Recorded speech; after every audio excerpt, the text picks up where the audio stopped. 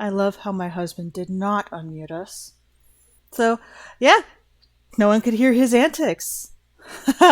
Okay, so by the way, earlier that was making me dance weird was my husband. He was hijacking my model for me for a little bit. I was a bit indisposed for a while. So, tonight, why is it? Okay, is it reading the audio? Is it coming through, guys? Maki, can you hear me? I no, I'm not. Okay, mic audio is not muted. Okay, desktop audio. Okay, cool. Mic audio is not muted. Got it. Just checking, guys. I'm still getting used to things. Anyway, so shower thought. I found it kind of interesting that I am a Bioben Seath and I am reading a vampire story, which for those of you who don't know, Bioben Seath are actually vampiric fae. So the little fangs that I have are they're not for show. They actually are real. So we will be starting at chapter 9 and let's see if Dracula actually speaks because he has made an appearance now and he is actually currently feeding on Lucy. She is starting to get sick, and as he makes his nightly visits, as she quote unquote sleepwalks, and Mina is trying to save her best friend. So, let's go ahead and jump right on in and continue with chapter 9. Letter Mina Harker to Lucy Westerna. Budapest, 24 August. My dearest Lucy, I forgot to set up my own Twitch. I have a personal one. Okay.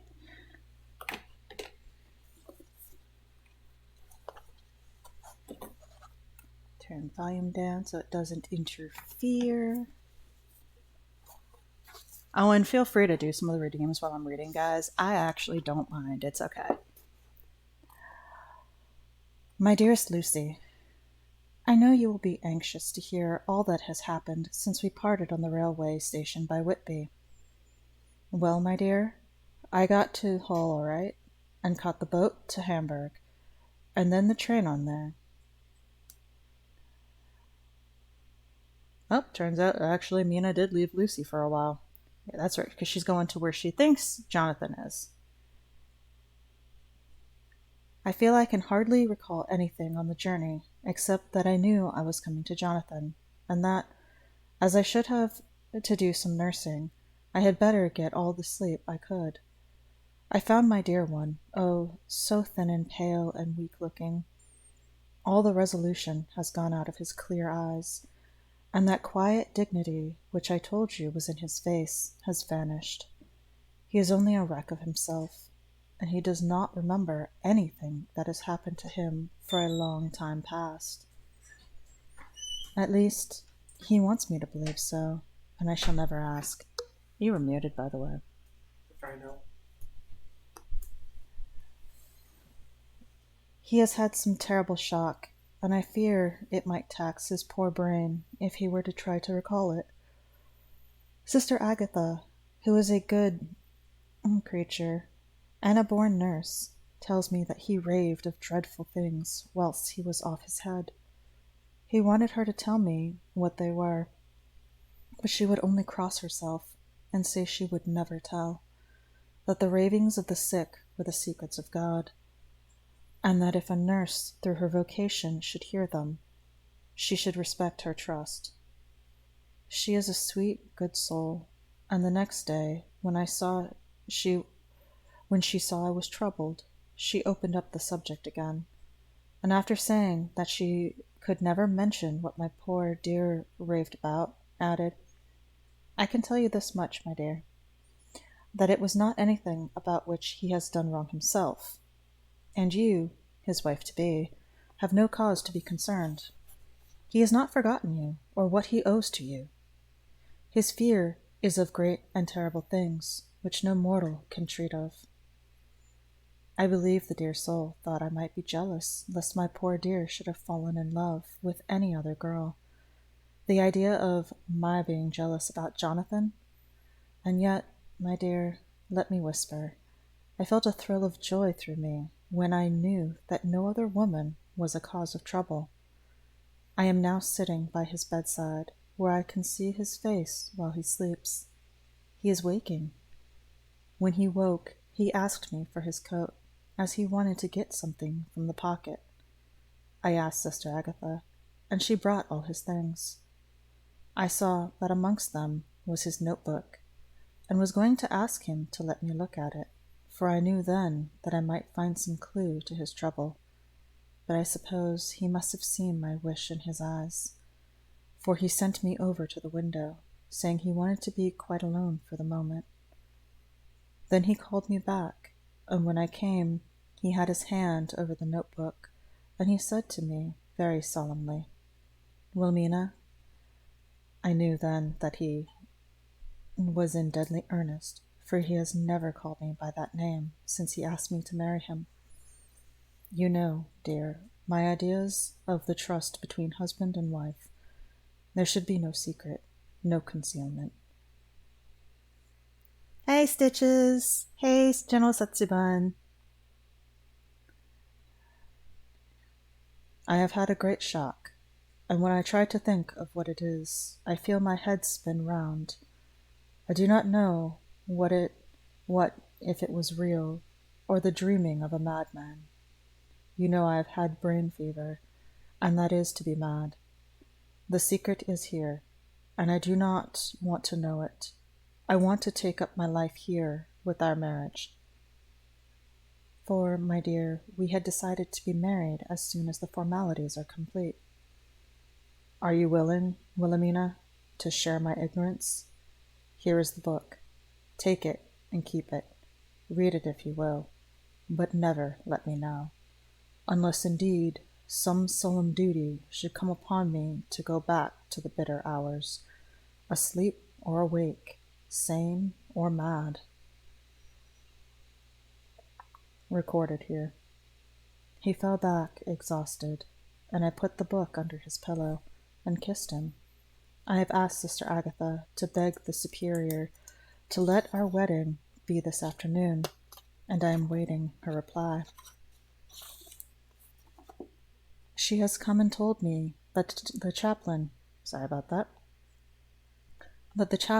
of the English Ministry Church has been sent for. We are to be married in an hour, or as soon after as Jonathan awakes. Lucy, the time has come and gone. I feel very solemn, but very, very happy. Jonathan woke a little after the hour, and all was ready, and he sat up in bed, propped up with pillows. He answered his "I will" firmly and strongly. I could hardly speak. My heart was so full that even these words seemed to choke me. The dear sisters were so kind. Please God, I shall never, never forget them, nor the grave and sweet responsibilities I have taken upon me. I must tell you of my wedding present. When the chaplain and the sisters had left me alone with my husband, oh, Lucy, it is the first time I have written the words, my husband. Left me alone with my husband. I took the book from under his pillow, and wrapped it up in white paper, and tied it with a little bit of pale blue ribbon, which was wound around my neck, and sealed it over the knot with sealing wax. And for my seal I used my wedding ring. Then I kissed it and showed it to my husband, and told him that I would keep it so, and then it would be an outward and visible sign for us all our lives that we trusted each other, that I would never open it unless it were for his own dear sake, or for the sake of some stern duty. Oh, thank you. Thank you.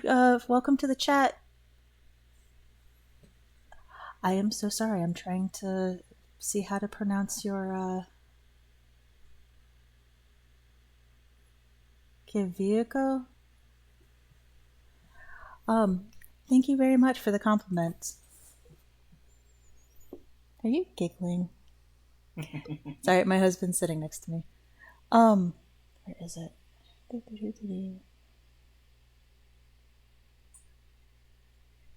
Mhm.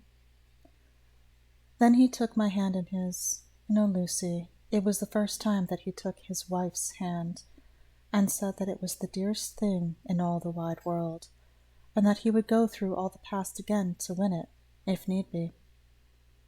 The poor dear meant to have said a part of the past, but he cannot think of time yet, and I shall not wonder if at first he mixes up not only the month, but the year. Well, my dear, what could I say? I could only tell him that I was the happiest woman in all the wide world, and that I had nothing to give him except myself, my life, and my trust, and that with these went my love and duty for all the days of my life.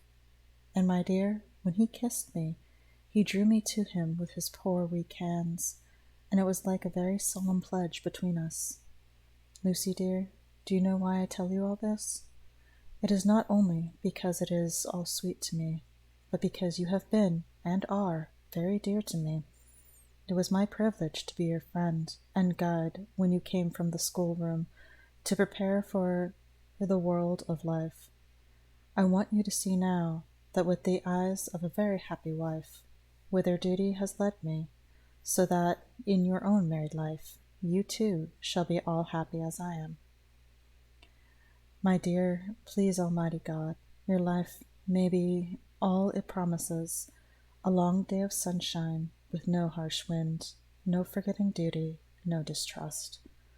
I must not wish you no avail or no pain, for that can never be, but I do hope that you will be always as happy as I am now. Goodbye, my dear. I shall post this at once, and perhaps write you very soon again. I must stop, for Jonathan is waking. I must attend to my husband. Your ever-loving Mina Harker. Letter. Lucy Westerna to Mina Harker. Whitby, 30 August. My dearest Mina, oceans of love and millions of kisses, and may you soon be in your own home with your husband. I wish you could be coming home soon enough to stay with us here. This strong air would soon restore Jonathan, as it has quite restored me. I have an appetite like a cormorant, and am full of life, and sleep well. You will be glad to know that I have quite given up walking in my sleep. I think I had not stirred out of my bed for a week, that is, when I once got it into at night. Arthur says I am getting fat. By the way, I forgot to tell you that Arthur is here. We have such walks and drives and rides and rowing and tennis and fishing together. I love him more than ever. He tells me that he loves me more, but I doubt that. For at first he told me that he couldn't love me more than he did then, but that is nonsense. There he is, calling to me. So no more just at present from your loving Lucy. P.S. Mother sends her love. She seems better, poor dear. P.P.S. We are to be married on 28 September. Hey, Chaos. Dr. Seward's Diary, 20 August. The case of Renfield grows ever more interesting. He has now so far quieted that there are spells of cessation from his passion. For the first week after his attack, he was perpetually violent. Then one night, just as the moon rose, he grew quiet and kept murmuring to himself, "Now I can wait, now I can wait." The attendant came to tell me, so I ran down at once to have a look at him. He was still in the strait waistcoat and in the padded room, but the suffused look had gone from his face, and his eyes had something of their dear old pleading, I might almost say cringing, softness. I was satisfied with his present condition, and directed him to be relieved. The attendants hesitated, but finally carried out my wishes without protest. It was a strange thing that the patient had humor enough to see their distrust, for, coming close to me, he said in a whisper, all the while looking furtively at them, "They think I could hurt you. Fancy me hurting you, the fools." It was soothing somehow, to the feelings to find myself disassociated, even in the mind of this poor madman, from the others. But all the same, I do not follow his thought. Am I to take it that I have anything in common with him, so that we are, as it were, to stand together, or has he to gain from me some good so stupendous that my well-being is needful to him? I must find out later on. Tonight he will not speak. Even the offer of a kitten or even a full-grown cat will not tempt him. He will only say, "I don't take any stock in cats. I have more to think of now, and I can wait. I can wait." After a while I left him. The attendants tell me that he was quiet until just before dawn, and then he began to get uneasy, and at length violent, until at last he fell into a paradoxum which exhausted him so that he swooned into a sort of coma. 3 nights has the same thing happened, violent all day, then quiet from moon's rise to sunrise. I wish I could get some clue to the cause.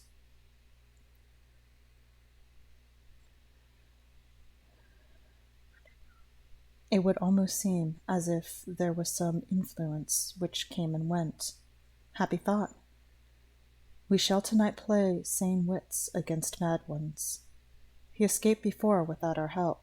Tonight he shall escape with it. We shall give him a chance, and have men ready to follow in case they are required. 23 August. The unexpected always happens. How well Disraeli knew life. Our bird, when he found the cage open, would not fly, so all our subtle arrangements went for naught. At any rate, we have proved one thing, that the spells of quietness last a reasonable time. We shall in future be able to ease his bond for a few hours each day. I have given orders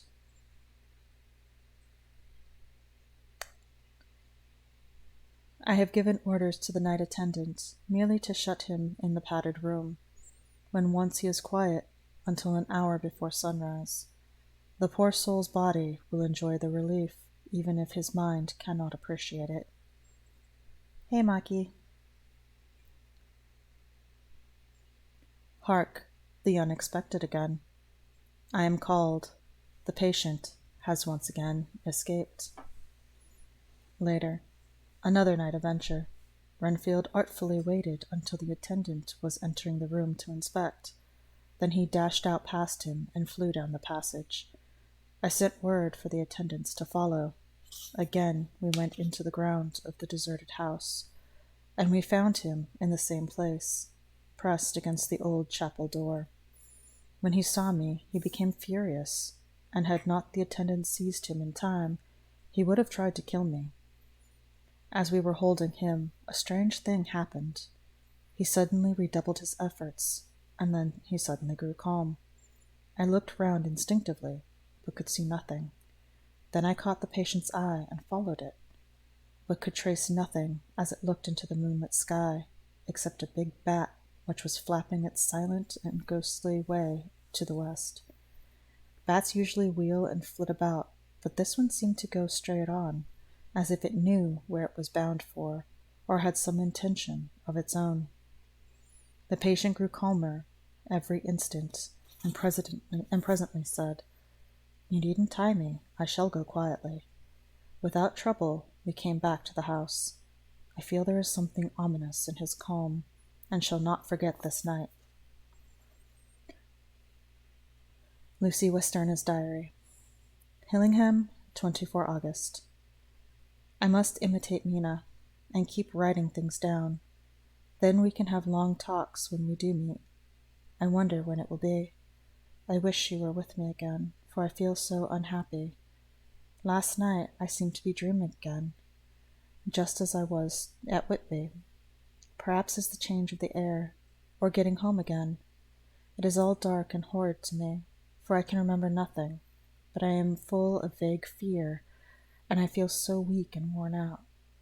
When Arthur came to lunch, he looked quite grieved when he saw me, and I hadn't the spirit to be cheerful. I wonder if I should sleep in Mother's room tonight. I shall make an excuse and try. 25 August. Another bad night. Mother did not seem to take to my proposal. She seems not too well herself, and doubtless she fears to worry me. I tried to keep awake, and succeeded for a while, but when the clock struck 12, it waked me from a doze, so I must have been falling asleep. There was a sort of scratching or flapping at the window, but I did not mind it, as I remembered no more. I suppose I must have fallen asleep. More bad dreams. I wish I could remember them. This morning I am horribly weak. My face is ghastly pale, and my throat pains me. It must be something wrong with my lungs, for I don't seem ever to get air enough. I shall try to cheer up when Arthur comes, or else I know he will be miserable to see me so. Letter, Arthur Holmwood to Dr. Seward. Albemarle Hotel, 31st August. My dear Jack, I want you to do me a favor. Lucy is ill, that is. She has no special disease, but she looks awful and is getting worse every day. I have asked her if there is any cause. I do not dare ask her mother, for to disturb the poor lady's mind about her daughter in her present state of health would be fatal. Mrs. Westerna has confided to me that her doom is spoken, disease of the heart, though poor Lucy does not know it yet. I am sure that there is something preying on my dear girl's mind. I am almost distracted when I think of her. To look at her gives me a pang. I told her I should ask you to see her, and though she demurred at first, I know why, old fellow, she finally consented. It would be a painful task for you, I know, old friend, but it is for her sake. I must not hesitate to ask, or you to act. You are to come to lunch at Hillingham tomorrow, 2 o'clock, so as not to arouse any suspicion in Mrs. Westerna, and after lunch Lucy will take an opportunity of being alone with you. I shall come in for tea, and we can go away together. I am filled with anxiety, and want to consult with you alone, as soon as I can, after you have seen her. Do not fail. Arthur. Telegram. Arthur Holmwood to Seward. 1 September. Am summoned to see my father, who is worse. Am writing. Write me fully by tonight's post to ring. Wire me if necessary. Letter from Dr. Seward to Arthur Holmwood. 2 September. My dear old fellow, with regard to Miss Westerna's health, I hasten to let you know at once that in my opinion there is not any functional disturbance or any malady that I know of. At the same time, I am not by any means satisfied with her appearance. She is woefully different from what she was when I saw her last. Of course, you must bear in mind that I did not have full opportunity of examination such as I should wish. Our very friendship makes it a little difficult, which not even medical science or custom can bridge over.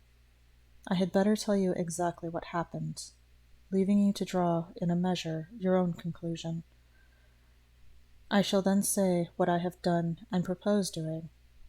I found Miss Westerna in seemingly gay spirits. Her mother was present, and in a few seconds I made up my mind that she was trying all she knew to mislead her mother and prevent her from being anxious. I have no doubt that she guesses. If she does not know, what need of caution there is. We lunched alone, and as we all exerted ourselves to be cheerful, we got, as some kind of reward for our labors, some real cheerfulness amongst us. Then Mrs. Westerna went to lie down, and Lucy was left with me. We went into her boudoir. Until we got there, her gaiety remained, for the servants were coming and going. As soon as the door was closed, however, the mask fell from her face, and she sank down into a chair with a great sigh and hid her eyes with her hand. When I saw her high spirits had failed, I at once took advantage of her reaction to make a diagnosis. She said to me very sweetly, "I cannot tell you how I loathe talking about myself. I reminded her that a doctor's confidence was sacred, but that you were grievously anxious about her. She caught on to my meaning at once, and settled the matter in a word. Tell Arthur everything you choose. I do not care for myself, but all for him. So I am quite free. I could easily see that she is somewhat bloodless, but I could not see the usual anemic signs, and by a chance I was actually able to test the quality of her blood. For an opening a window which was stiff a cord gave way, and she cut her hand slightly with broken glass. It was a slight matter in itself, but it gave me an evident glance, as I secured a few drops of the blood and have analyzed them. The qualitativeness analysis gives a quite normal condition, and shows, I should infer, that itself a vigorous state of health. In other physical matters, I am quite satisfied that there is no need for anxiety. But there must be a cause somewhere. I have come to the conclusion that it must be something mental. She complains of difficulty in breathing satisfactorily at times, and of heavy, lethargic sleep with dreams that frighten her, but regarding which she can remember nothing. She says that, as a child, she used to walk in her sleep, and that when in Whitby the habit came back, and that once she walked out in the night and went to the East Cliff where Miss Murray found her, but she assures me that of late the habit has not returned. I am in doubt, and so have done the best thing that I know of. I have written to my old friend and master, Professor Van Helsing of Amsterdam, who knows as much about obscure diseases as anyone in the world.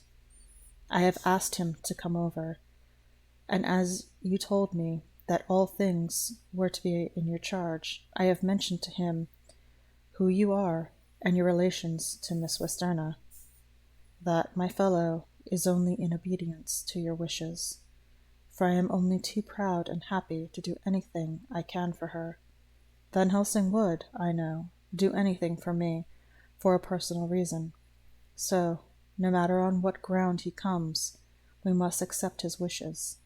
He is seemingly arbitrary man, but this is because he knows what he is talking about better than anyone else.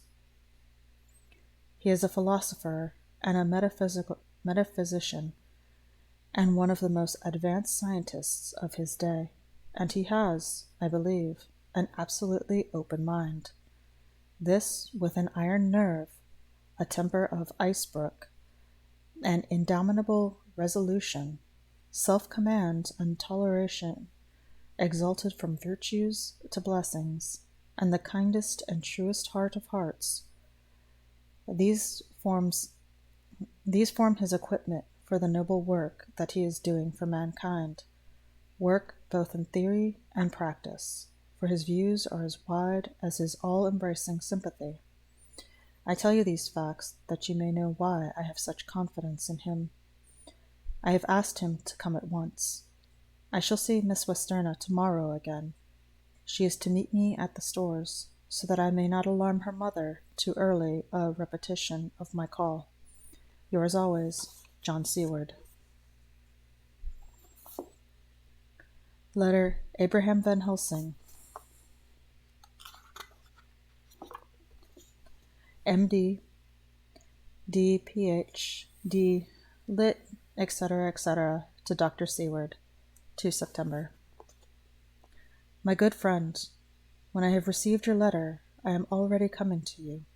By good fortune, I can leave just at once, without wrong to any of those who have trusted me. Were fortune to other, then it were bad for those who have trusted, for I come to tell my friend when he call me to aid those he holds dear. Tell your friend that when that time you suck from my wound so swiftly the poison from the gangrene from that knife that our other friend too nervously let slip, you did more for him than he wants my aids, and you call for them than all his great fortune could do. But it is pleasure added to do for him, your friend. It is to you that I come. Here then rooms for me at the Great Eastern Hotel, so that I may be near to hand, and please it so arrange that we may see the young lady not too late on tomorrow, for it is likely that I may have to return here that night. But if need be, I shall come again in 3 days, and stay longer if it must. Till then, good-bye, my friend John. Van Helsing. Letter Dr. Seward to Hon Arthur Holmwood, 3 September. My dear Art, Van Helsing has come and gone. He came on with me to Hillingham, and found that, by Lucy's discretion, her mother was launching out, so that we were alone with her. Van Helsing made a very careful examination of the patient. He is to report to me, and I shall advise you, for of course I was not present all the time. He is, I fear, much concerned, but says he must think. Then I told him of our friendship, and how you trust me in the matter. He said, "You must tell him all you think. Tell him what I think, if you can guess it, if you will. Nay, I am not jesting. This is no jest, but life and death, perhaps more." I asked what he meant by that, for he was very serious. This was when we had come back to town.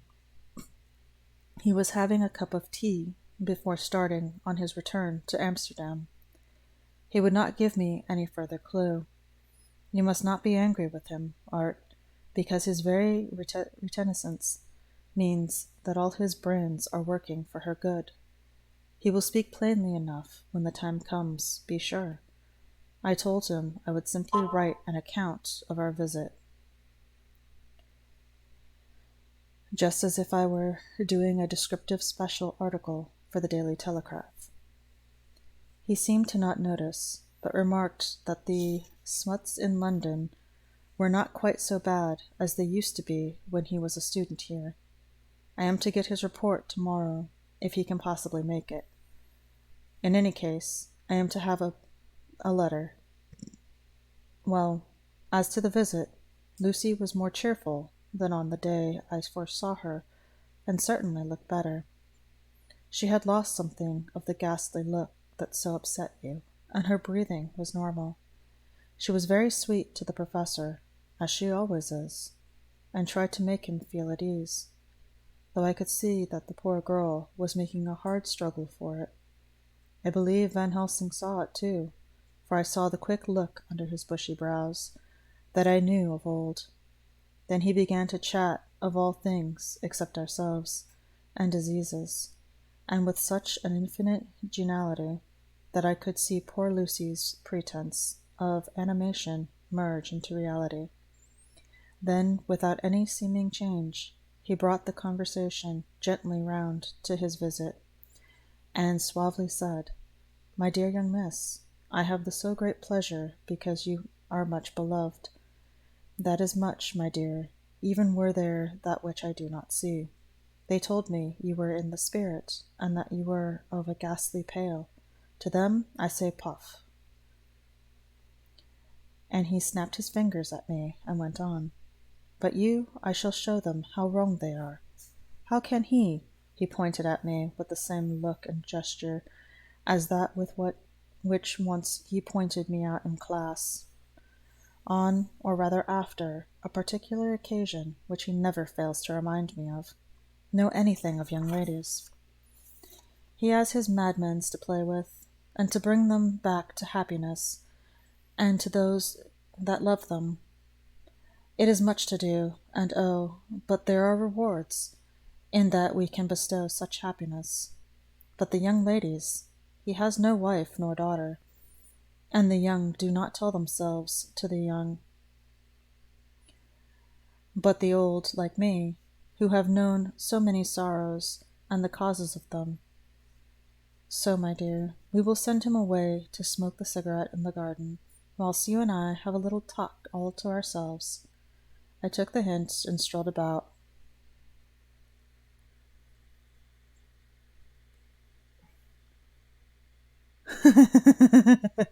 Oh, I like that chaos. I like that a lot.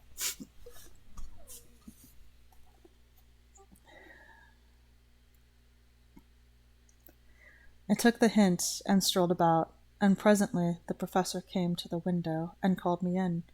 He looked grave, but said, "I have made careful examination, but there is no functional cause.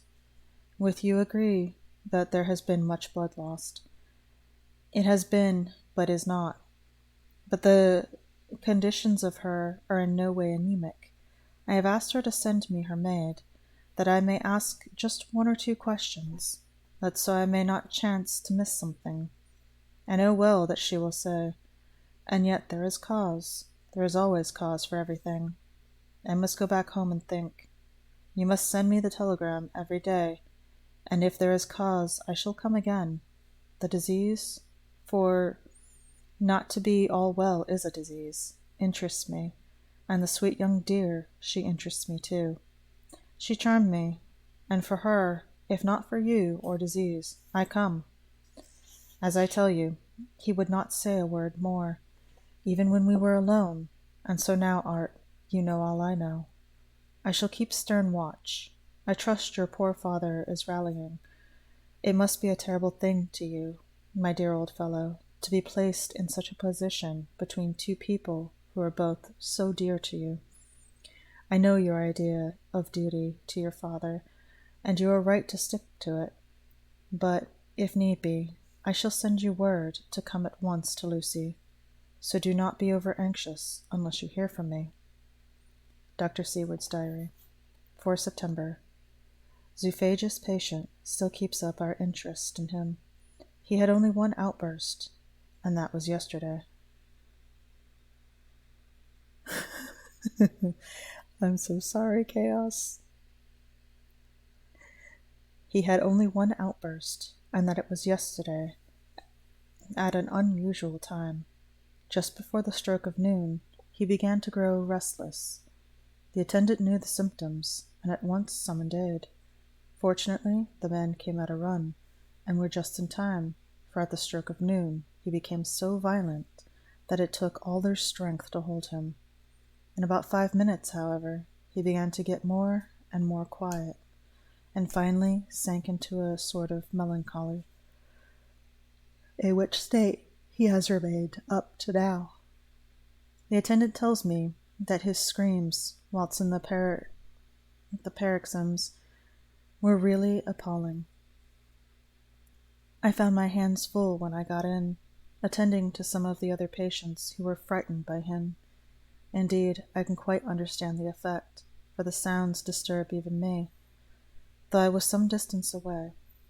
It is now after the dinner hour of the asylum, and as yet my patient sits in a corner brooding, with a dull, sullen, woebegone look on his face, which seems rather to indicate than to show something directly.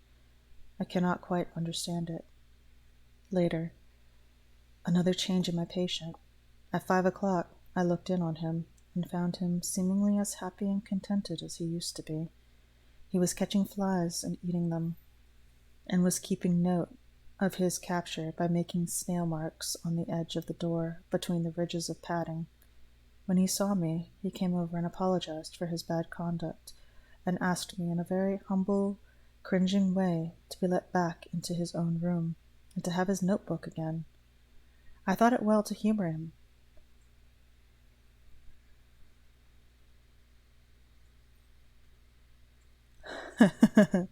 Thank you so much, Chaos.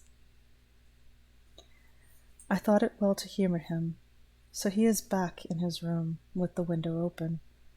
He has the sugar of his tea spread out on the window-sill, and is reaping quite the harvest of flies.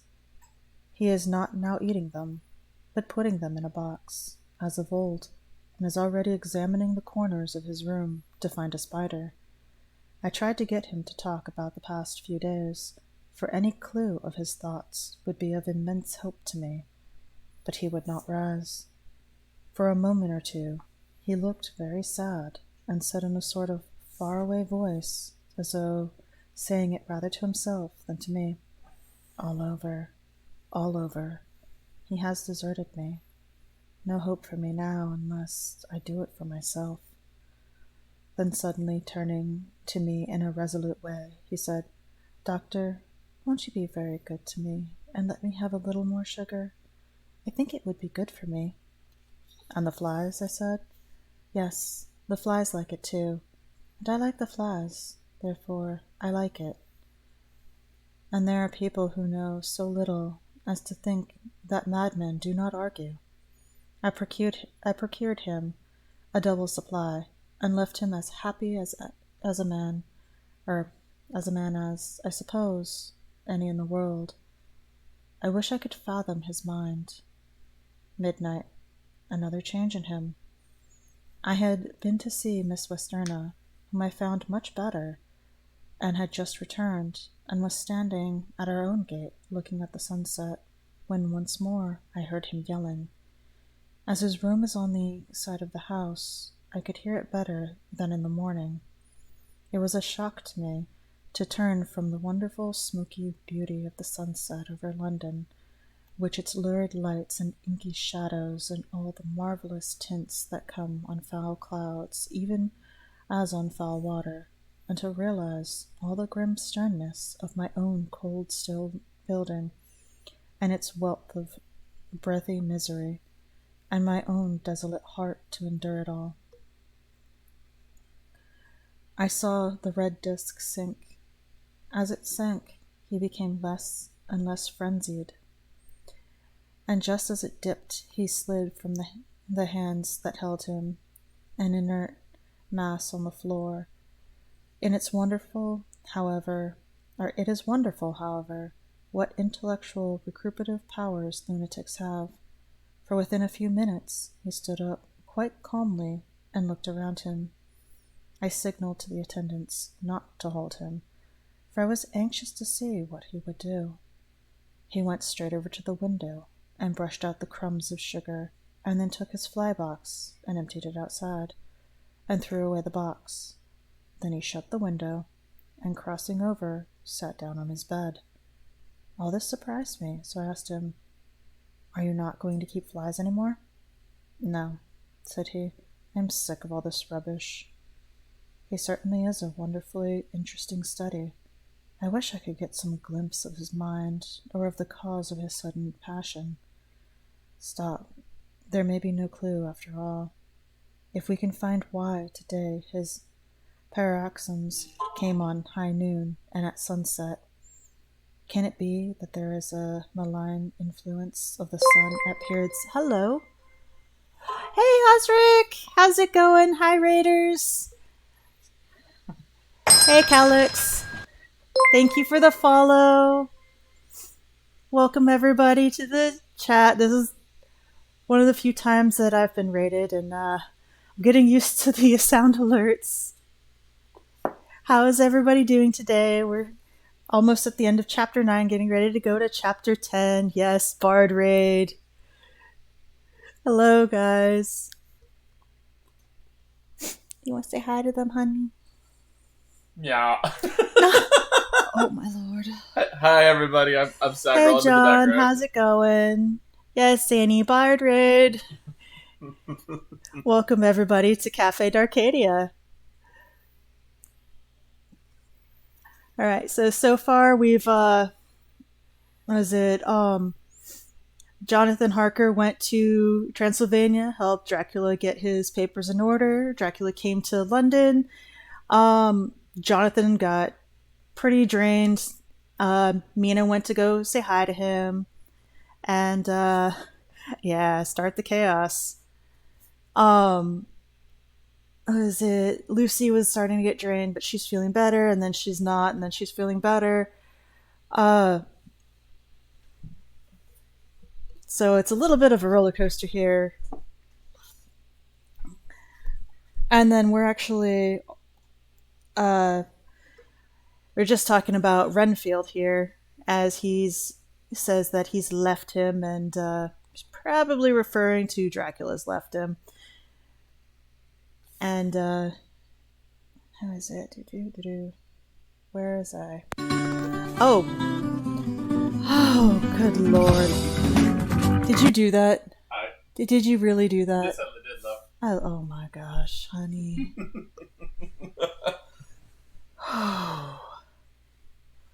Yes, yes, it is. There's quite a few redeems there. Yeah, except I'm not actually stopping right now. So, um, anyway, continuing on, I'm going to start at the beginning of the paragraph. Really? Really? Are you just going to start doing redeems? Do I need to pause and take a break and so you can get the redeems out of your system, honey, since you have unlimited coins? I'm aware. Before I continue, does anybody want him to do any other redeems?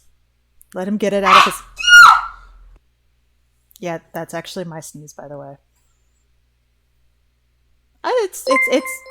Thank you for the follow, John. And it's not an abuse of power. We both actually own the Twitter account or the Twitch account for it, so I usually sit in his streams and I'm the Chaos Gremlin saying, "Hey, so anybody in chat not have enough points? I will gladly use some of the redeems."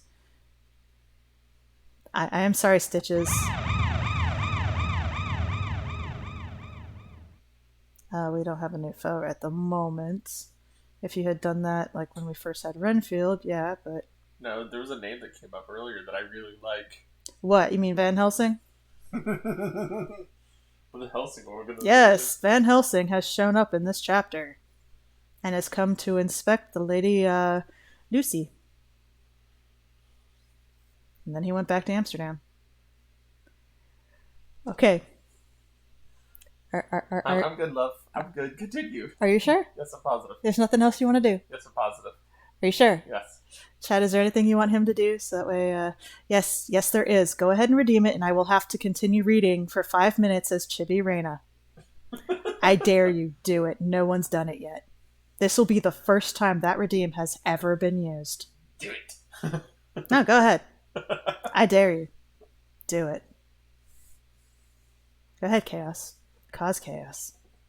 Do it. Hold on. Well, you could always ask. Yes, I do. Thank you!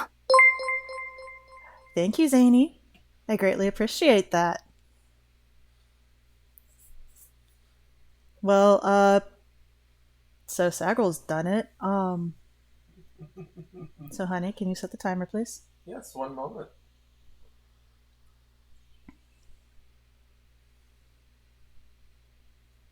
Three, two, one. Okay, now I'm going to talk like this for the next 5 minutes, okay? So we're going to start back at the beginning of the chapter.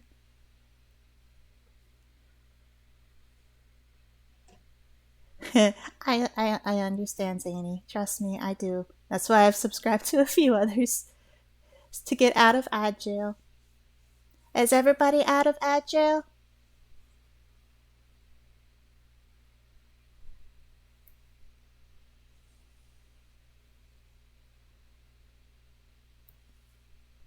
Okay, I'm going to go ahead and start. So, no, said he. I am sick of all that rubbish. He certainly is a wonderfully interesting study. I wish I could get some glimpse of his mind, or of the cause of his sudden passion. Stop. There may be a clue after all. If we can find why today his paroxysms came on at the high noon and at sunset, can it be that there is a malign influence of the sun at periods which affects certain natures, as at times the moon does others? We shall see. Telegram, Seaward London to Van Helsing, Amsterdam, 4 September. Patient still better today. Telegram, Seaward London to Van Helsing, Amsterdam, 5 September. Patient greatly improved. Good appetite. Sleeps naturally. Good spirits. Color coming back. Telegram, Seaward London to Van Helsing, Amsterdam, 6 September. Terrible change for the worse. Come at once. Do not lose an hour. I hold over telegram to Holmwood till have seen you. Chapter 10. Letter Dr. Seward to... Thank you, Mei-Xing. I appreciate the follow. Letter Dr. Seward to Hon Arthur Holmwood, 6 September. My dear Art, my news today is not so good. Lucy this morning had gone back a bit. There is, however, one good thing that has arisen from it. Mrs. Westerna was naturally anxious concerning Lucy, and has consulted me professionally about her. I took advantage of the opportunity and told her that my old master. There is a redeem to make me stop. So if it's getting to you, go ahead and do it.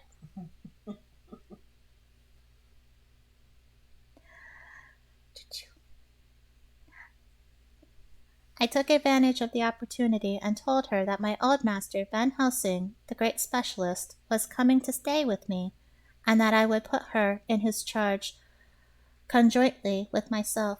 So now we can come and go without alarming her unduly, for a shock to her would mean sudden death, and this, in Lucy's weak condition, might be disastrous for her. We are hedged with great difficulties, all of us. My poor old fellow, but please God. Coffee break, yay! And stretch. Stretch, we. Okay, and drink.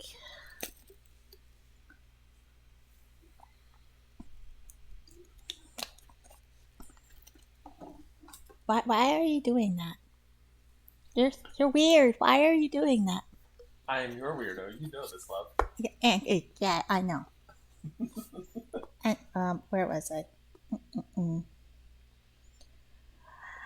We shall come through them all right. If any need, I shall write, so that if you do not hear from me, take it for granted that I am simply writing for news. In haste, yours ever, John Seward. Dr. Seward's Diary, 7 September. The first thing Van Helsing said to me when we met at Liverpool Street was, "Have you said anything to our young friend, the lover of her?" "No," I said. "I waited till I had seen you, and I said in my telegram I wrote him a letter simply telling him that you were coming, as Miss Westerna is not so well, and then I should let him know, if need be." "Right, my friend," he said, "quite right.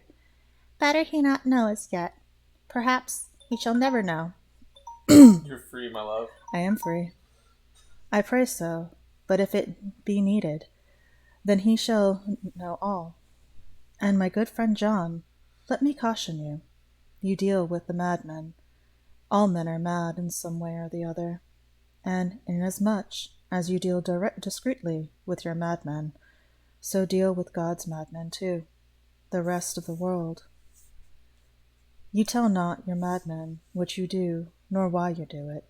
You tell them not what you think.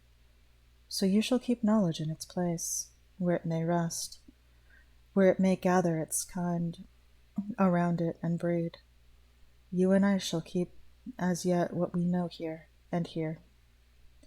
He touched me on the heart and on the forehead, and then touched himself in the same way.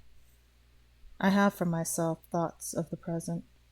Later I shall unfold to you.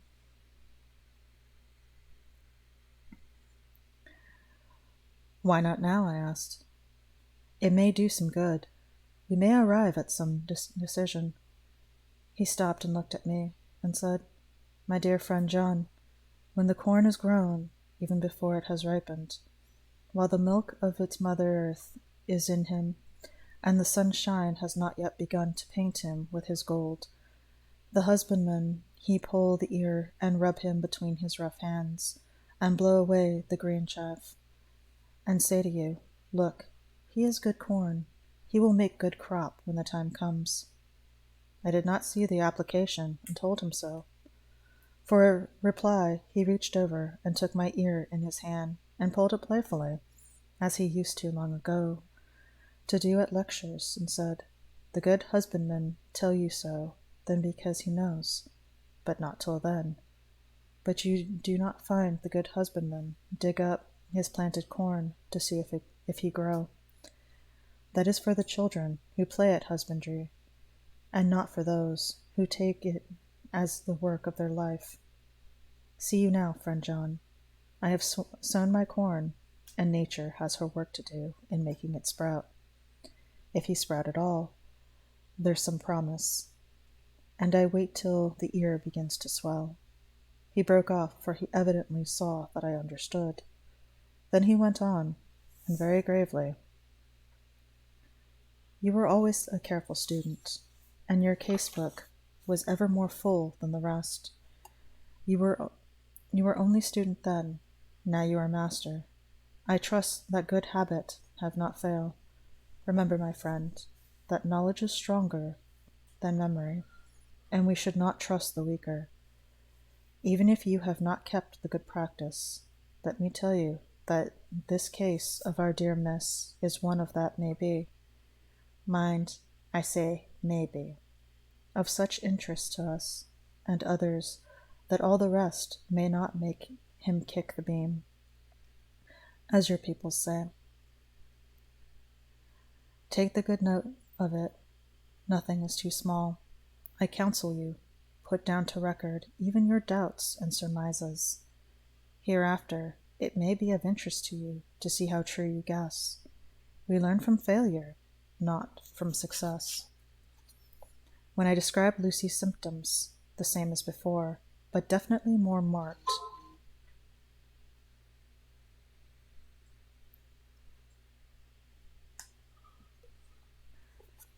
Give me one moment.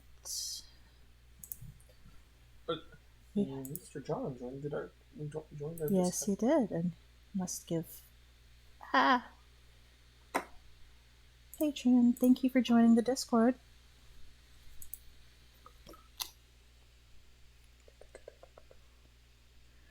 He took with him a bag in which were many instruments and drugs, the ghastly paraphernalia of our beneficial trade, as he once called. In one of his lectures, the equipment of a professor of the healing craft. When we were shown in, Mrs. Westerna met us. She was alarmed, but not nearly so much as I expected to find her. Nature, in one of her beneficent moods, has ordained that even death has some antidote to its own terrors. Here, in a case where any shock may prove fatal, matters are so ordered that, from cause or other, the things not personal, even the terrible change in her daughter, to whom she was so attached, do not seem to reach her. It is something like the way Dame Nature gathers round a foreign body in an envelope of some insensitive tissue which can protect from evil that which it would otherwise harm by contact. If this be an ordered selfishness, then we should pause before we condemn any one of the vice of egoism, for there may be deeper roots for its causes than we have knowledge of. I used my knowledge of this phase of spiritual pathology, and laid down a rule that she should not be present with Lucy, or think of her illness more than was absolutely required. She asserted readily, so readily that I saw again the hand of nature fighting for life. Van Helsing and I were shown up to Lucy's room. If I was shocked when I saw her yesterday, I was horrified when I saw her today.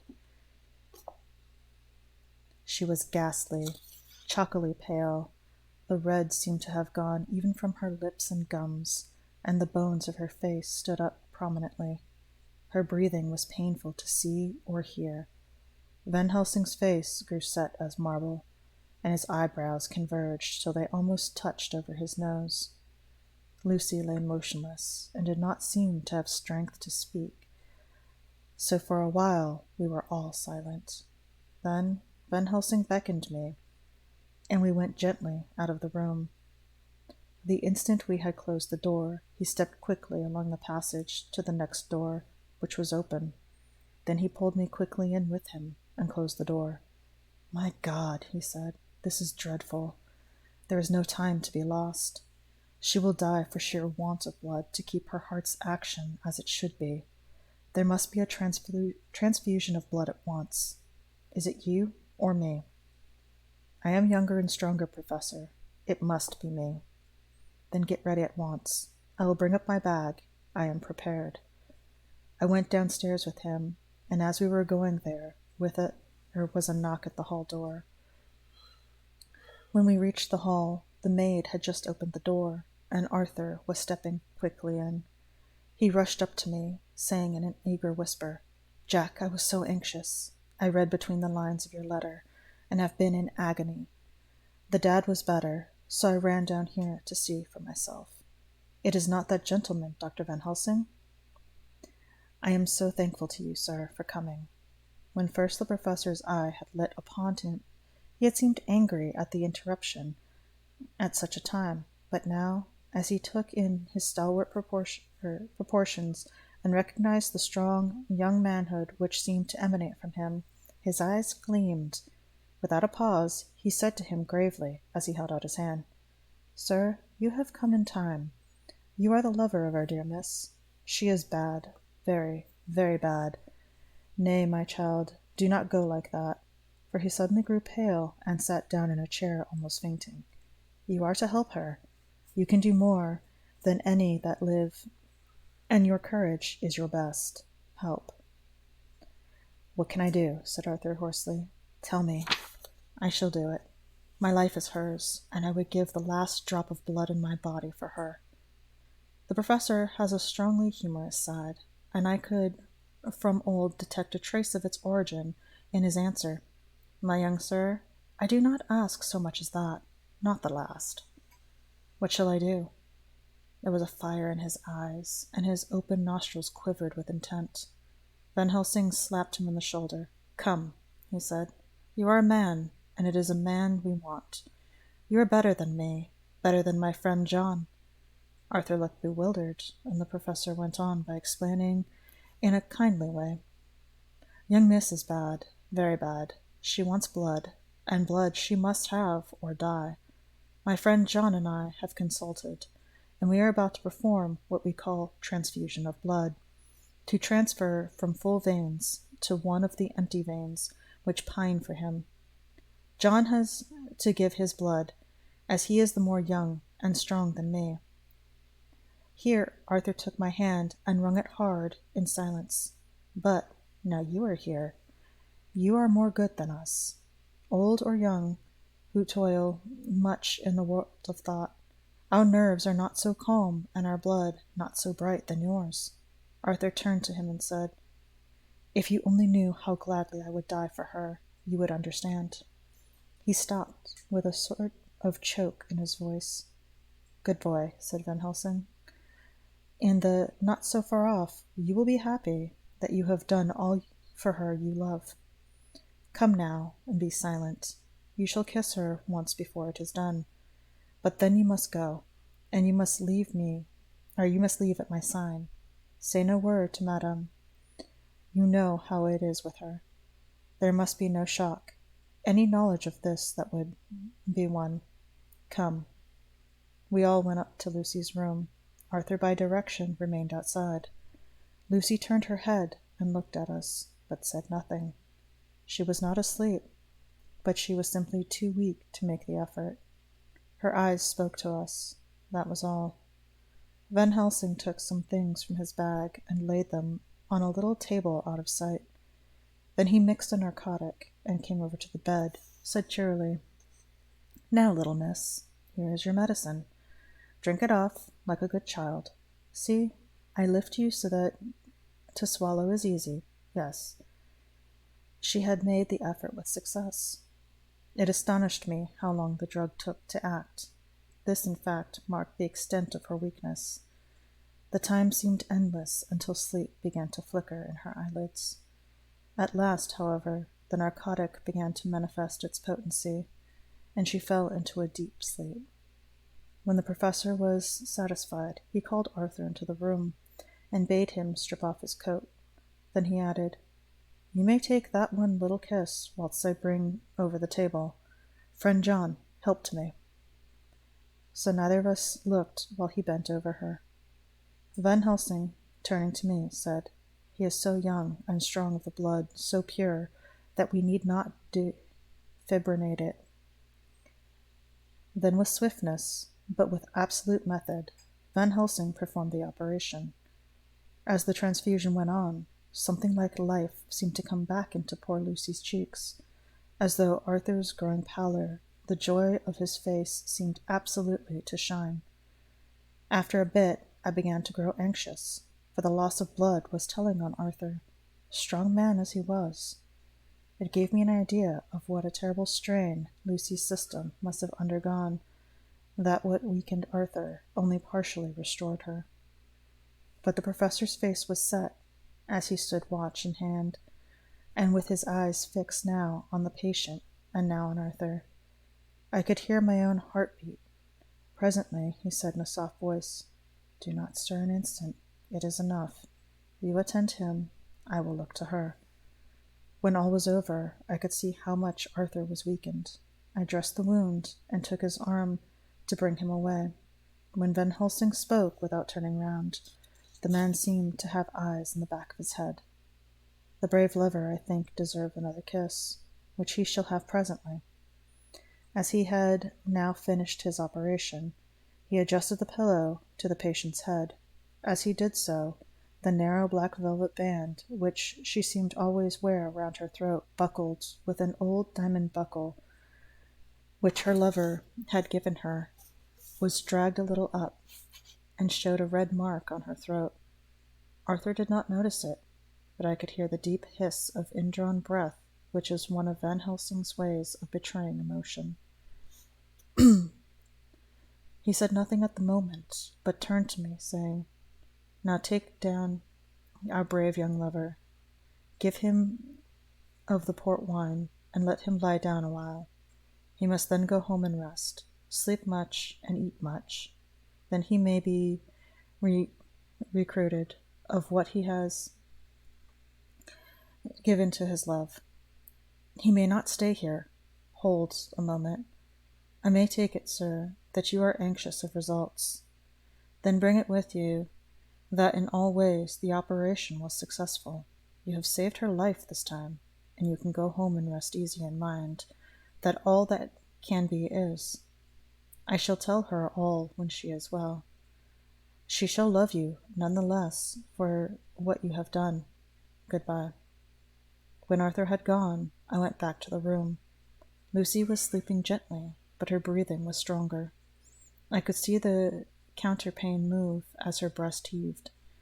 By the bedside sat Van Helsing, looking at her intently. The velvet band again covered the red mark. I asked the professor in a whisper, "What do you make of the mark on her throat?" "What do you make of it?" "I have not seen it yet," I answered, and then and there proceeded to loosen the band. Just over the external jugular vein there were 2 punctures, not large, but not wholesome looking. There was no sign of disease, but the edges were white and worn looking, as if by some trituration. It was once occurred to me that this wound, or whatever it was, might be the means of that manifest loss of blood, but I abandoned the idea as soon as formed, for such a thing cannot be. The whole bed would have been drenched to a scarlet with the blood which the girl must have lost to leave such a pallor as she had before the transfusion. "Well?" said Van Helsing. "Well," said I can make nothing of it." The professor stood up. "I must go back to Amsterdam tonight," he said. "There are books and things which I want. You must remain here all night. You must not let your sight pass of her." "Shall I have a nurse?" I asked. "We are the best nurses, you and I. You keep watch all night. See that she is well fed, and that nothing disturbs her. You must not sleep at all the night. Later on we can sleep, you and I. I shall be back as soon as possible, and then we may begin." "May begin?" I said. "What on earth do you mean?" "We shall see," he answered as he hurried out. He came back a moment later and put his head inside the door and said, with a warning finger held up, "Remember, she is your charge. If you leave her and harm befall, you shall not sleep easy hereafter." Dr. Seward's diary continued. 8 September. I sat up all night with Lucy. The opiate worked itself off towards dusk, and she wakened naturally. She looked a different being from what she had been before the operation. Her spirits were even good, and she was full of a happy vivacity, but I could see evidences of the absolute prostration which she had undergone. When I told Mrs. Westerna that Dr. Van Helsing had directed that I should sit up with her, she almost pooh-poohed the idea, pointing out that her daughter's renewed strength and excellent spirits. I was firm, however, and made preparations for my long vigil. When her maid had prepared her for the night, I came in, having the meantime had supper, and took a seat by the bedside. She did not in any way make objection, but looked at me gratefully whenever I caught her eye. After a long spell, she seemed sinking off to sleep, but with an effort seemed to pull herself together and shook it off. This was repeated several times, with greater effort and with shorter pauses as the time moved on. It was apparent that she did not want to sleep, so I tackled that objection at once. You do not want to sleep? No, I'm afraid. Afraid to go to sleep? Why so? It is the boon that we all crave for. Not if you're like me. If sleep was to you a presage of horror. A presage of horror? What on earth do you mean? I don't know. Oh, I don't know. And that is what is so terrible. All this weakness comes to me in sleep, until I dread the very thought. But, my dear girl, you may sleep tonight. I am here watching you, and I can promise that nothing will happen. I can trust you. I seized the opportunity and said, I promise you, if I see any evidence of bad dreams, I will wake you at once. You will? Oh, will you really? How good you are to me. Then I will sleep. And almost as the word, she gave a deep sigh of relief and sank back asleep. All night long I watched her. She never stirred, but slept on in a deep, tranquil, life-giving, health-giving sleep. Her lips were slightly parted, and her breast rose and fell with the regularity of a pendulum. There was a smile on her face, and it was evident that no bad dreams had come to disturb her peace of mind. In the early morning her maid came, and I left her in her care and took myself back home, for I was anxious about many things. I sent a short wire to Van Helsing and to Arthur, telling them of the excellent result of the operation. My own work, with its manifold arrears, took me all day to clear off. It was dark when I was able to inquire about my zoophagous patient. The report was good. He had been quite quiet for the past day and night. A telegram came from Van Helsing at Amsterdam, whilst I was at dinner, suggesting that I should be at Hillingham tonight, as it might be well to be at hand, and stating that he was leaving by night mail, and would join me early in the morning. 9 September. I was pretty tired and worn out when I got to Hillingham. For 2 nights I had hardly had a wink of sleep, and my brain was beginning to feel that numbness which marks cerebral exhaustion. Lucy was up and in cheerful spirits. When she shook hands with me, she looked sharply in my face and said, No sitting up tonight for you. You are worn out. I am quite well again. Indeed I am, and if there is to be any sitting up, it is I who will sit up with you. I would not argue the point, but went and had my supper. Lucy came with me, and enlivened by her charming presence, I made an excellent meal, and had a couple of glasses of the more than excellent port, when Lucy took me upstairs and showed me a room next to her own, where a cozy fire was burning. Now, she said, you must stay here. I shall leave this door open, and my door too. You can lie on the sofa, for all I know that nothing would induce any of you doctors to go to bed whilst there is a patient above the horizon. If I want anything, I shall call out, and you can come to me at once. But I could not but acquiesce, for I was dog-tired, and could not have sat up if I tried. So, on her renewing her promise to call me if she should want anything, I lay on the sofa and forgot all about everything. Lucy Westerner's Diary, 9 September. I feel so happy tonight. I have been so miserably weak that to be able to think and move about is like feeling sunshine after a long spell of east wind out of the steel sky. Somehow Arthur feels very, very close to me. I seem to feel his presence warm about me.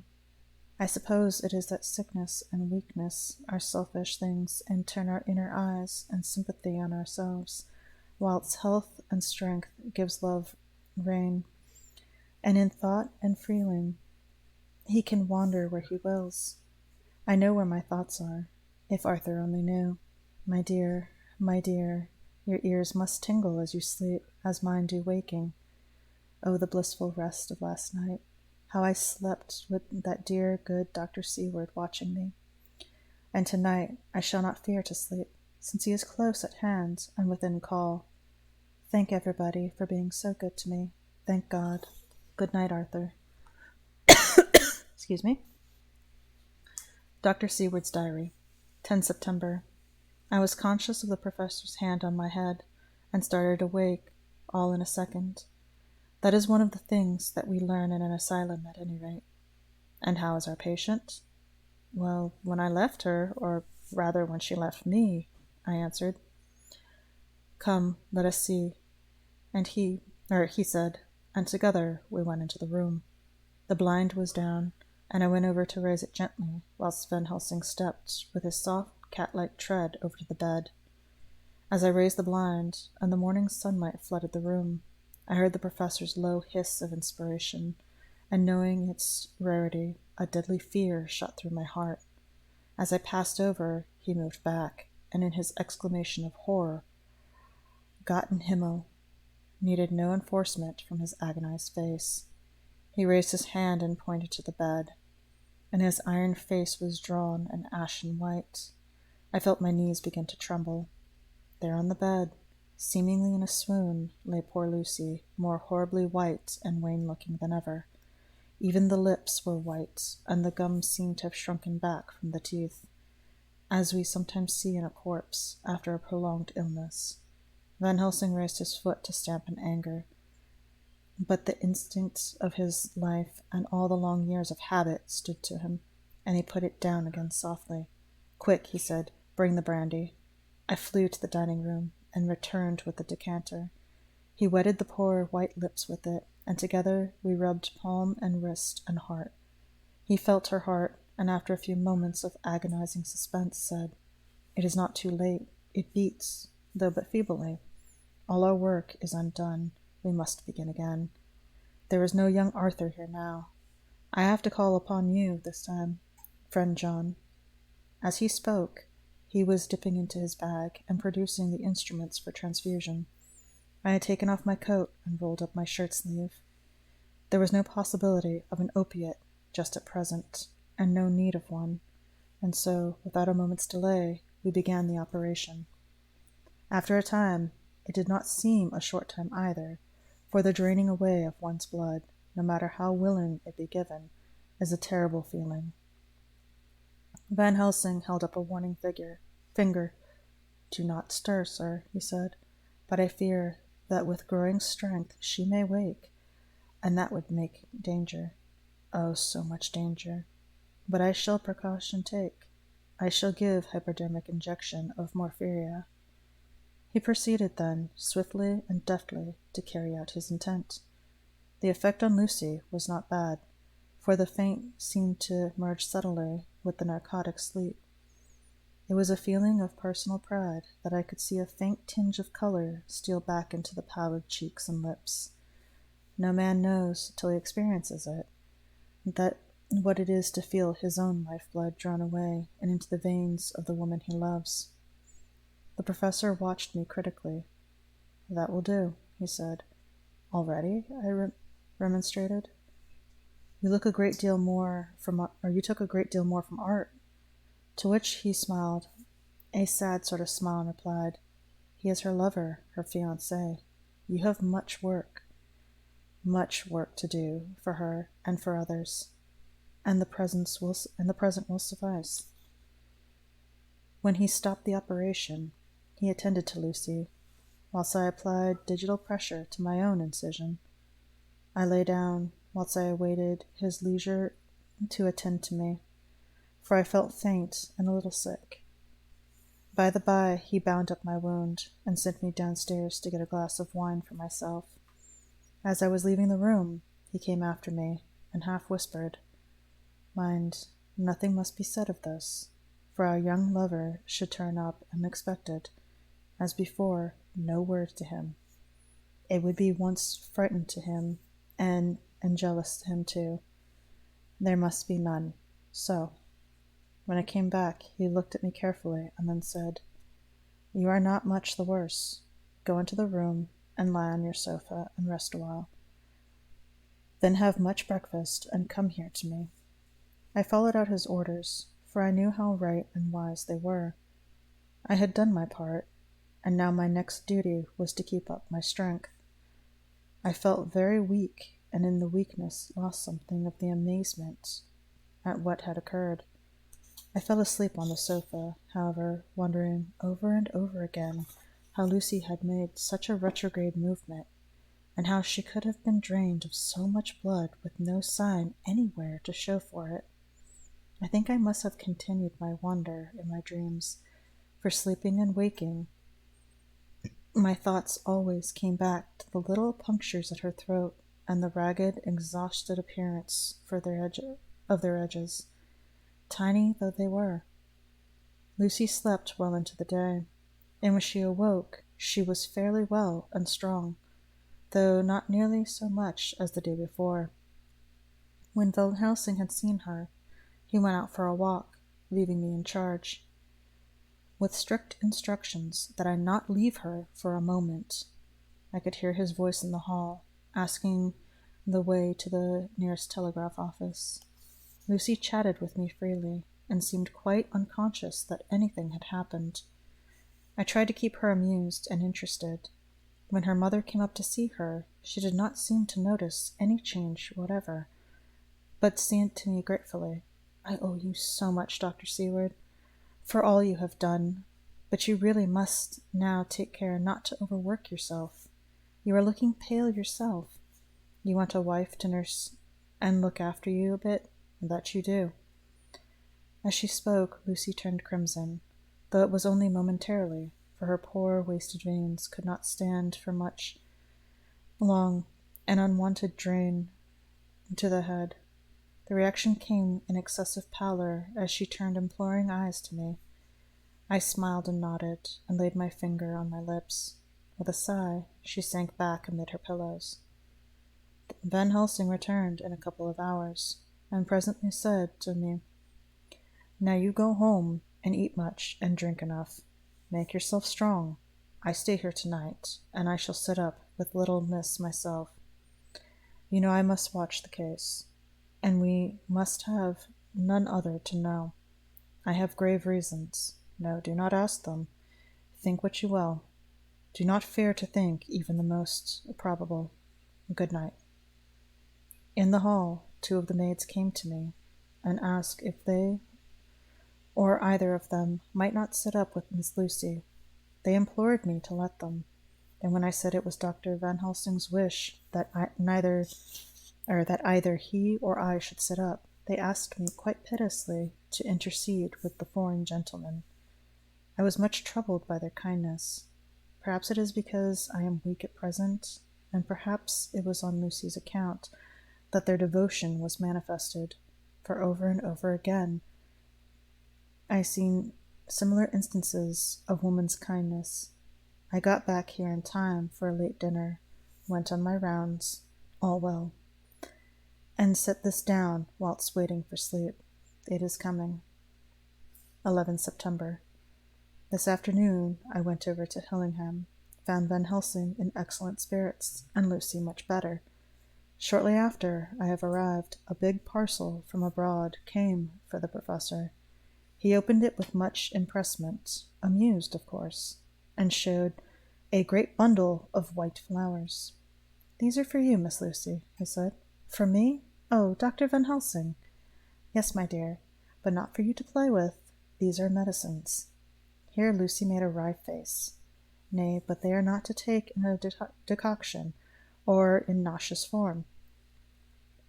So you need not snub that so charming nose, or I shall point out to my friend Arthur what woes he may have to endure in seeing so much beauty that he so loves so much distort. Ah, my pretty miss, that bring this so nice nose all straight again. This is medicinal, but you do not know how. I put him at your window. I make pretty wreath, and hang him round your neck, so that you sleep well. Oh yes, they, like the lotus flower, make your trouble forgotten. It smells so like the waters of Lethe, and of the foundation of youth that the conquistadors sought for in the Floridas, to find him all too late. Whilst he was speaking, Lucy had been examining the flowers and smelling them. Now she threw them down, saying with half laughter and half disgust, "Oh, Professor, I believe you are only putting up a joke on me. Why, these flowers are only common garlic." To my surprise, Van Helsing rose up and said with all sternness, his iron jaw set and his bushy brows meeting, "No trifling with me, I never jest. There is grim purpose in all I do, and I warn you that you do not thwart me. Take care for the sake of others, if not for your own." Then seeing poor Lucy scared, as she might be well, he went on more gently, "Oh, little miss, my dear, do not fear me. I only do for your good, but there is such virtue in you, in those so common flower. See, I place them myself in your room, and make myself a wreath that you are to wear. But hush, no telling the others to make so inquisitive questions. We must obey, and silence is a part of obedience, and obedience is to bring you strong and well into loving arms that wait for you. Now sit still a while. Come with me, friend John. You shall help me deck the room with my garlic, which is all the way from Haarlem. Here, my friend, Vanderpool raise herb in his glass houses all the year. I had to telegraph yesterday, or they would not have been here." We went into the room, taking the flowers with us. The professor's actions were certainly odd, and not to be found in any pharmacopoeia that I ever heard of. First, he fastened up the windows and latched them securely. Next, taking a handful of the flowers, he rubbed them all over the sashes, as though to ensure that every whiff of air that might get in would be laden with the garlic smell. Then the wisp he rubbed all over the jamb of the door above, below, and at each side, and round the fireplace in the same way. It all seemed grotesque to me, and presently I said, "Well, Professor, I know you always have a reason for what you do, but this certainly puzzles me. It is, well, we have no skeptic here, or he would say that you were working some spell to keep out an evil spirit." "Perhaps I am," he answered quietly, as he began to make the wreath which Lucy was to wear round her neck. We then waited whilst Lucy made her toilet for the night, and when she was in bed, he came himself and fixed the wreath of garlic round her neck. The last words he said to her were, "Take care you do not disturb it, for even if the room feel close, do not tonight open the window or the door." "I promise," said Lucy, "and thank you both 1,000 times for all your kindness to me. Oh, what have I done to be blessed with such friends?" As we left the house in my fly, which was waiting, Van Helsing said, "Tonight I can sleep in peace, and sleep I want. 2 nights of travel, much reading in the day between, and much anxiety on the day to follow, and a night to sit up, without it to wink. Tomorrow in the morning, early you call for me, and we will come together to see our pretty miss, so much more strong from my spell which I have worked. Ho, ho." He seemed so confident that I, remembering my own confidence 2 nights before, and with the baneful result, felt awe and vague terror. It must have been my weakness that made me hesitate to tell it to my friend. but I felt it all the more like unshed tears. And that was the end of chapter 10.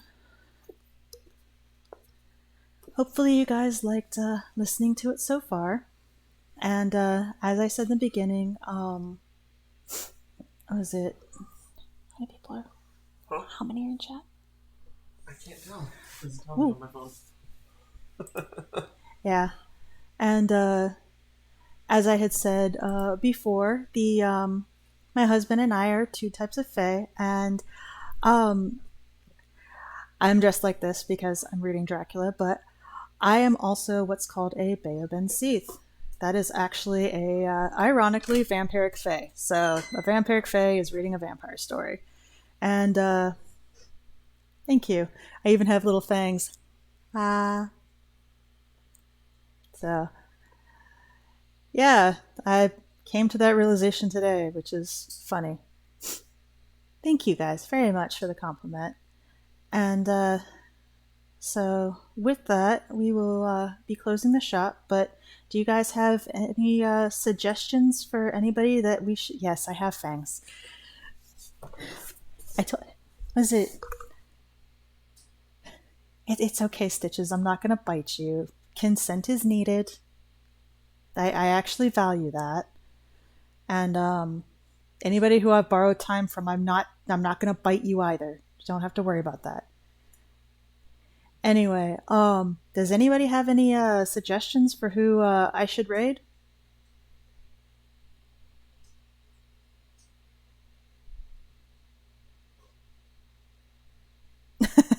Thank you, John.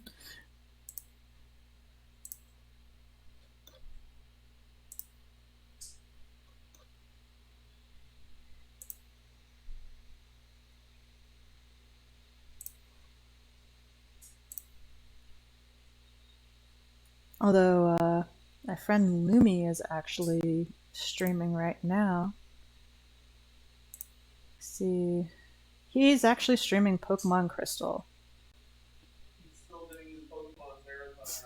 He is. So if nobody has any suggestions, I'm gonna have it raid Lumi.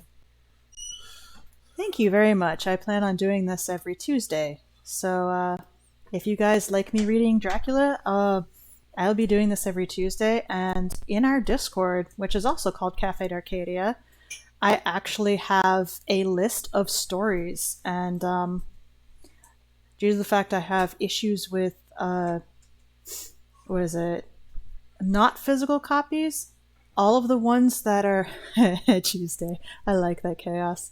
Due to the fact I have issues with things that are not physical copies, like digital copy stuff, all of the stories that are listed in the cafe are actually I have physical copies of. So when we get closer to the end of this one, I will give you guys the option of choosing the next book for me to read.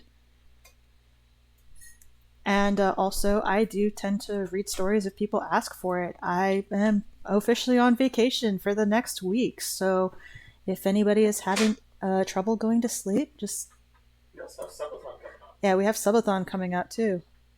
on Thursday. Yeah, actually, you guys can choose the stories. I actually don't mind that. I prefer not to randomly pick. I prefer to read stories you guys would like to hear. And was it Chaos? I think you're actually in the server. Because it would be under Story Corner.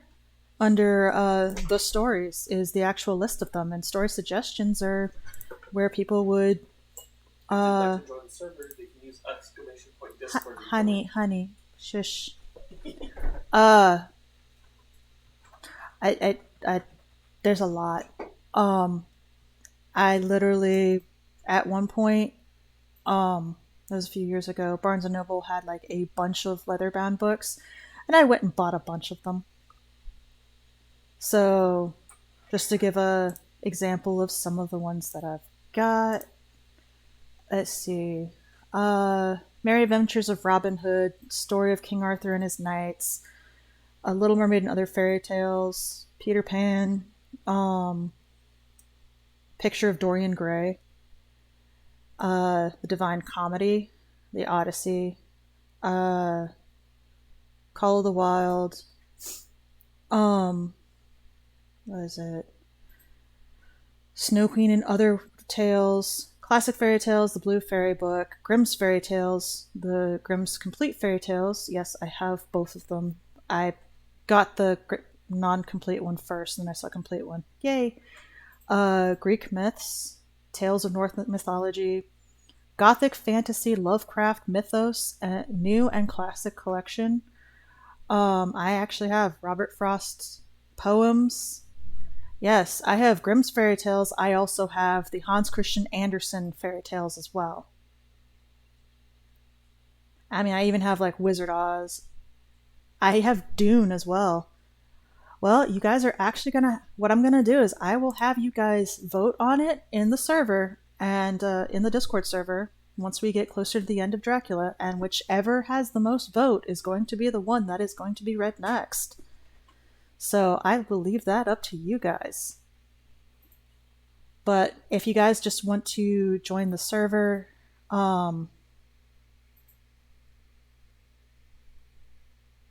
that's true. But we actually upload our videos to YouTube, so I guess that counts. But you said how was it? How do we do the thing? It was exclamation point what? Exclamation point Discord. I see. That'll give you guys the Discord link to join us. Oh, thank you, Stitches. Yeah, that's actually the Discord link, and everyone here is welcome to join it. It is actually, we've made it a community server.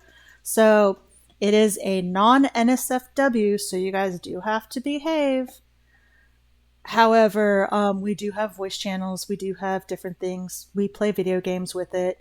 It is actually a really great community. And then we also have friends from other Discords that join. Like Osric, once you finally get your Discord server up, while I'm on stream, I'll probably promote your Discord server. Thank you, John. Chaldea Gurus actually helped us a lot, and they are actually based on the Fate Nasu universe. So if you like Fate, they're like all about that.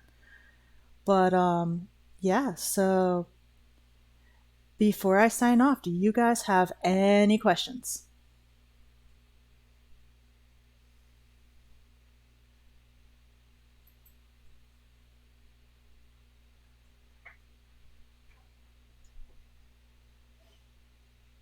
Because I'll give you a freebie here for this one. What's my favorite book? Oh, that's a difficult question. What's my favorite book now, or what's my favorite book when I was like younger? Because I have a few different answers.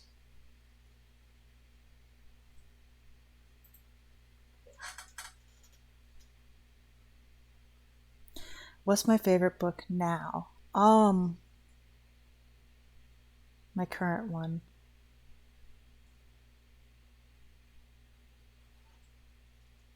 Give me a moment. I actually have to think about that. That's a good question, Chaos. I actually.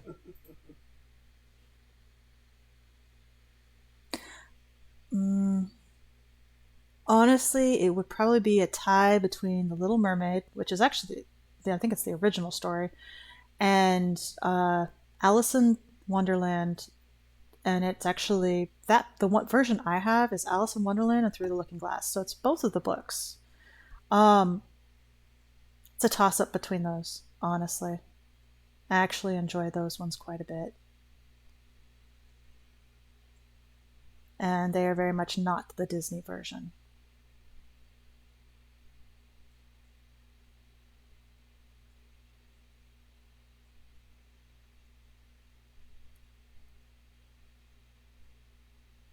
But yeah, do you guys have any other questions? Thank you.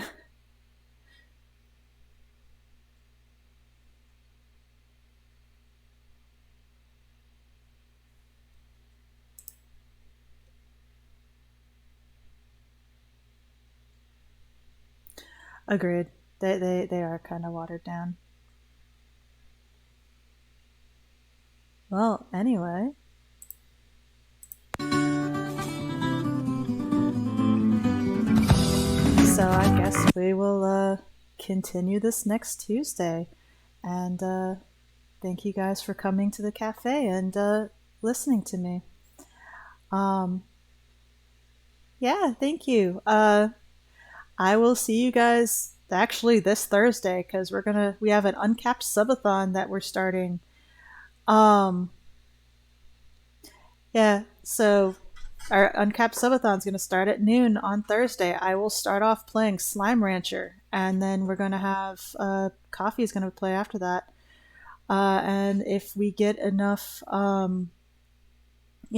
subs, Osric might join us later that night too. He might tell a few stories. So hopefully we'll see you guys then. Thank you guys all for joining, and thank you for listening to me read. Have a good night, guys.